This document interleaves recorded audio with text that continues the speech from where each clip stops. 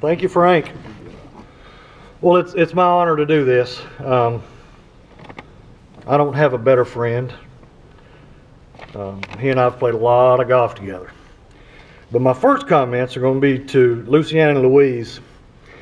I know you think that all the times that Bill and I were on the road, which was about 25, 26 straight years worth, playing a lot of golf together, I know you think we were having the times of our lives. Well, we did. But there never was a day that went by when we didn't talk about our families. And Lucy, you are the love of his life. Louise, he is so proud of you. I got to see all your prom pictures.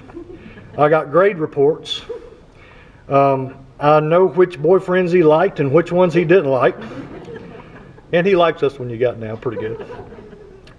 But I just want you to know that I want to thank you for sharing your husband and daddy with me and all of South Carolina. So thank you too. I got a few, it's a list of about 25 actually, of accomplishments that Bill has made. He grew up playing golf in Beaufort at Paris Island with Marine drill instructors, which personally, after really thinking about this a lot, I think it really set the tone for his attitude, for his demeanor, for his work habits, for his bulldog type attitude, his will to win and his will to be the best. I really think that it was laid right there playing with those Marine drill instructors. And I think he still has that attitude today. His first tournament was in 1967 at the Paris Island Club Championship. In 1975, Bill was runner-up in the state am, and I know this one still sticks in his craw because he three-putted the 18th hole in the dark. And Hap, I think we had car lights. We had cars backed up to 18 green with headlights. Parker Moore beat him by a shot. In 1975, he won the Hilton Head Open. 1975, he was the Carolinas Open runner-up. And he felt so good about his game, he felt like he needed to turn professional. And lucky for the rest of us, in 1983, his amateur status was reinstated. He had the low round in the USAM in 1983 and made it to the round of 32. And also in 83, he was finished third in the Carolinas Open. He won the SCGA State Amateur Championship in 1989. In 1984. In 1989, he was also our state Mid-Am champion. In 1994, he was the Carolinas four-ball partner with yours truly. In 1995, he was our state Mid-Am champion again. In 2009, he was the state Senior Am champion. That completed his trifecta. He won the State Am, State Mid-Am, and the State Open, and he's the only person to ever accomplish that. 2010, he was also our South Carolina State Senior Am runner-up while he was defending his title. 2012, he was the Chanticleer Senior Invitational champion. And the Carolina Senior Four-Ball, he's won it twice, in 2008 with Joe Padgett, and 2011, Mr. Frank Ford. 2014, he was the SCGA Senior Four-Ball champion with Mr. Billy Palmer. 2012, he was the Senior Better Ball partner with his brother, John Smunk. Two-time Trescott champion, two-time Lathrop Cup champion, six-time Miller Invitational champion, two-time Low Country Am champion. And in 2006, he teamed with Miss Leanne to win our state mixed championship. He has won 20 club championships, which is phenomenal, being at Paris Island, Royal Pines, Yeaman Hall, and Bulls Bay. Bill's had 24 hole-in-ones. And to me, one of the most impressive things is he has been on our Palmetto Cup team on the amateur side 24 times, which speaks volumes for his consistency and his longevity. That to me is unbelievable. I have had the honor of playing well over 200 competitive rounds with Bill. And you learn a whole lot about a person in 200 competitive rounds on the golf course, especially when he's your partner. I have learned about his love and his passion for the game, one of my most favorite sayings, and I use it with my players a lot today. As we'd be leaving the driving range or whatever, going to the first tee, he goes, I hope they're packing a lunch. He said, because they're going to be out here all day, partner. He has assumed a new role. I know he doesn't like this a whole lot, but Bill will be 65 in July. And although he is still extremely competitive, and although he's still the same Bill Smunk I've known and loved forever, his new role is mentor. I see him with my players. I see him with other players on other teams. As my players are going to the State Am, or they're playing in tournaments where I know Bill's there, it's y'all spend some time with Bill and come back and give me a report. Well, the reports are always this. He says, Coach, he's a character. I said, yeah, he is a character. And I said, well, what did you learn? He said, he was the first one out there to practice. After his round, he went back to practice. And I said, well, did you have an opportunity to play with him? And if they did have an opportunity to play with him, it's always this. Coach, he doesn't miss fairways. He never tries to hit a shot he can't hit. And he always gives his short game a chance to beat you. And and my players always say, and his short game's real good. And I'm going, well, I appreciate you learning all this. I said, because this is what I'm trying to teach you as well. In the 200 rounds, I have heard more stories. And that's another thing that these kids come back to me with. It's like, but Coach, you ought to hear the story about. And I've been told today to tell no stories, and I will not tell any stories. But there's one thing for certain. If there's a Hall of Fame for storytelling, Bill Smunk is unanimous first ballot. I promise you.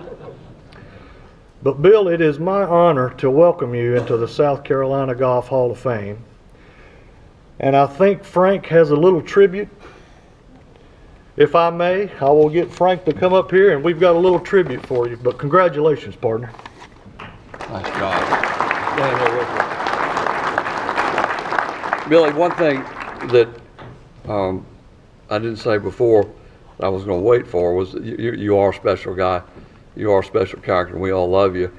And Hap called me yesterday and says, I think that we really need to honor Bill in another way when we bring him up. So, with that being said.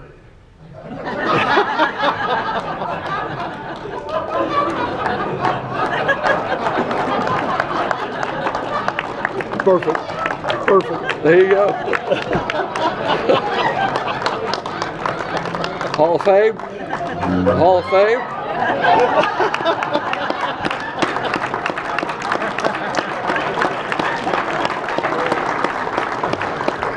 Billy, thank you for being you, and congratulations, and come on up.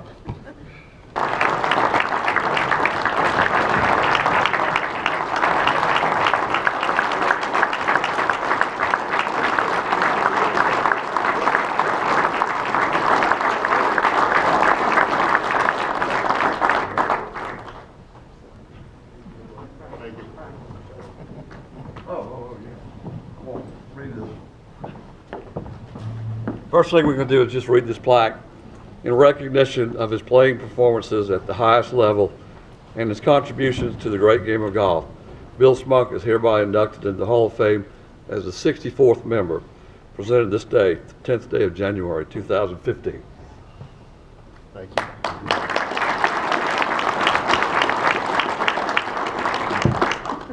I don't know how I can top that. I'm really nervous now. Hap called me about 3 months ago and let me know that I was going to the Hall of Fame.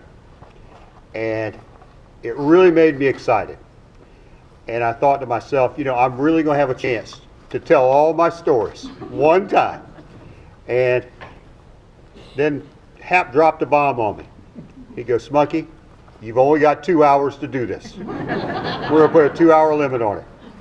And I got good news for you guys. I am really going to give one of the shortest speeches ever. Okay? I've probably played in more SCGA major events than anybody else in the last 30-something years. And the SCGA staff does a great job. And I have really enjoyed all their tournaments. And one of the things that they do that's really special is they get us on some great golf courses. And we have a chance to play a lot of great golf courses, and it's really neat to play a tournament on a great golf course, and especially if you're lucky enough to win at that golf course. And I was looking at the calendar for this year, and I noticed that we've got the state senior am at Bulls Bay, Rick. Where are you, Rick? I'll see you there, man.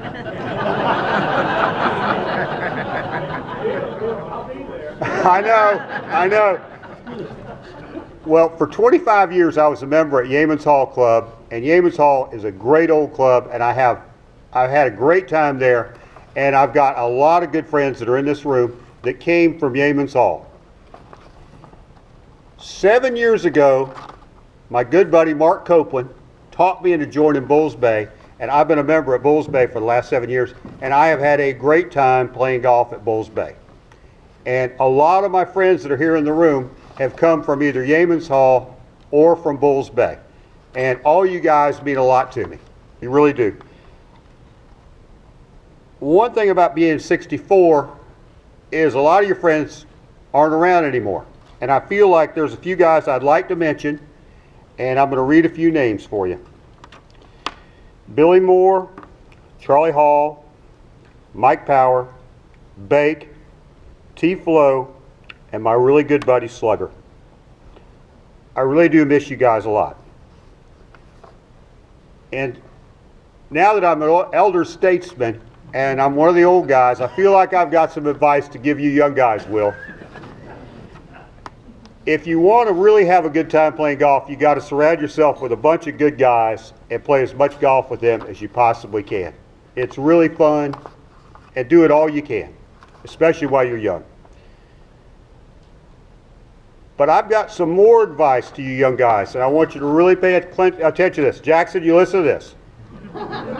If you want to have a really good time playing golf, you need to marry a pretty girl with a great attitude. Love you, honey.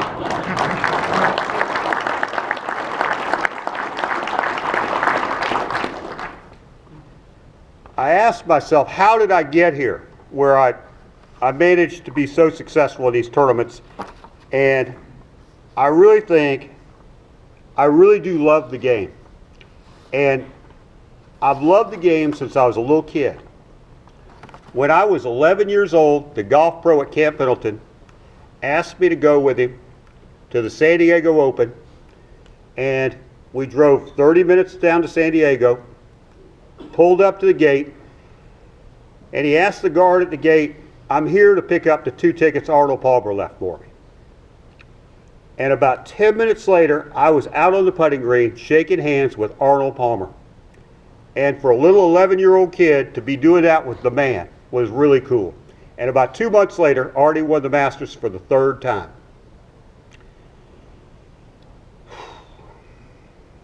Now, I've got a couple of heroes. And I'm going to mention the heroes now, and I'm going to try not to cry while I do this. 20 years ago, started living with my father-in-law, who is almost 97, and he is a great guy and a really good man.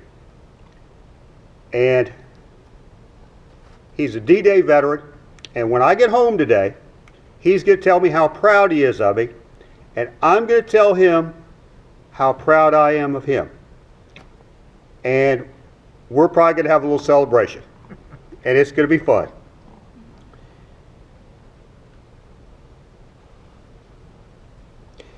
Have you ever played in a golf tournament and asked one of your buddies, "How did you play today?" And then the first thing out of his mouth is, "Well, on number 1, I drove it down the middle," and you thought to yourself, okay, I'm going to have to listen to all 18 holes. Okay? Well, today you're only going to have to listen to 2 holes. And it's going to be 2 of the worst holes that I ever played in my life, but I really think it really helped me have a positive attitude. My dad, his name was Lou Smunk, and he had a very unique view of life. He was the most positive guy. He loved his job. Right after Pearl Harbor, he joined the Marines, and he was a Marine fighter pilot for 20 years. He fought in World War II, he fought in Korea. He always had a positive attitude. And he always stressed it to me. Well, when I was 20 years old, he caddied for me at the Country Club of Charleston in the Azalea Amateur. I was paired with Dick Sideroff and Billy Joe Patton, who were two of the most famous amateurs in the world. And on the front nine, I'm about 7 or 8 shots behind starting the round. On the front nine, I shot 4 under par, and I birdied number 10. I left number 10, and I go strutting up to number 11 tee at the Country Club of Charleston. Now, most of you guys know number 11 at the Country Club is the most famous par 3 in the state. There has been more blood spilled on number 11 at the Country Club than any other hole. But I'm 5 under par, and I'm 20 years old. So I walk up on the tee, and I get my yardage. The pin's on the back on the right. It's 185 yards. And my dad says to me, "Are you thinking about laying up, man?" And behind the green is about 20 guys sitting there, and they're called the Vultures. And they are hoping you spill blood on number 11. Well, I said, no, I'm going to fire at the flagstick. I'm going to try and hit a cut 4-iron back there and try and make another birdie. So I pull hook it, it goes into the left-hand bunker. The 2 old guys I'm playing with, who were probably about 45, laid up short of the green, pitched up close to the hole. They both made par.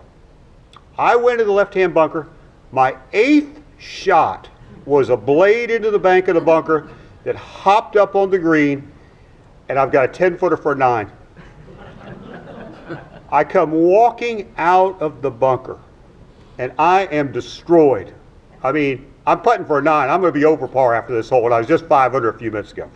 So I go walking up on the green, and my dad comes walking over to me and hands me my putter and says, "Let's work hard on this one, man."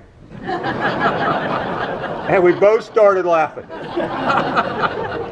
And I knocked the 10-footer in for a 9. And I walked off the green, and he high-fived me. Well, I shot about 76. But on the ride back to Beaufort, we're riding to Beaufort, and he's never said anything. I know he's going to say something about I should have laid up. But on the way back, he never did say anything about I should have laid up. What he said to me was, you know, you tried hard on every shot, and that's all you could do. And it really hit home with me. And at 20 years old, that was a valuable lesson. And I think it helped me over the last 44 years. 20 years later, I am 40 years old. August 19th, 1990 was probably the most important day of my life. My little girl Louise was born, and I'm a daddy. And it's a big event. And 3 months later, I was playing in the Palmetto Cup. It was at Long Cove, and my dad was really sick. My dad is going to die in about a month.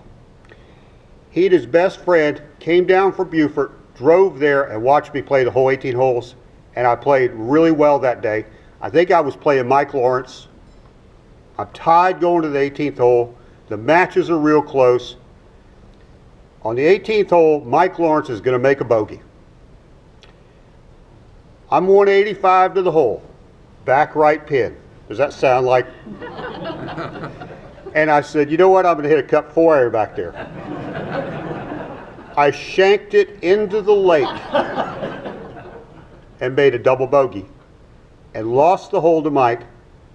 And I think the Ams lost Palmetto Cup by 1 point. And I'm really bothered by this. And I'm really messed up because I've lost the Ams the Palmetto Cup. And I go walking off the green, and there's my dad sitting there in the cart. And I go walking up to him, and he knows that this bothers me. And he said the most important thing he ever said to me in my whole life. He said, you know, man, if your girls are okay, it really isn't a big deal. And he was right. And I love you, Louie, and I love you, girls. Thank you, everybody.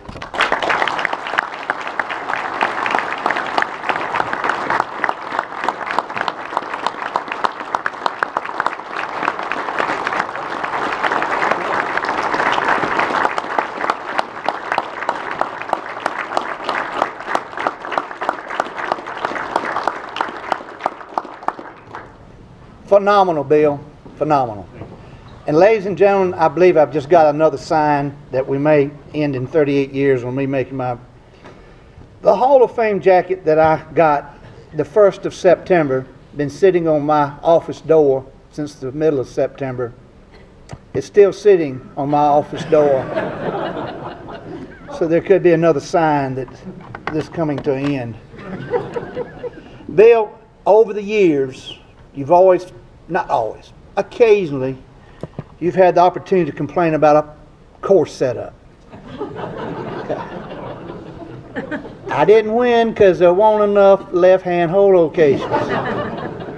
You got them all to the right. How am I going to get to that one on the right? Well, our staff has gotten together, and we have a plaque we'd like to give you, which is your dream 18-hole setup. Here's a hole location sheet with all 18 hole left hand deep. Thank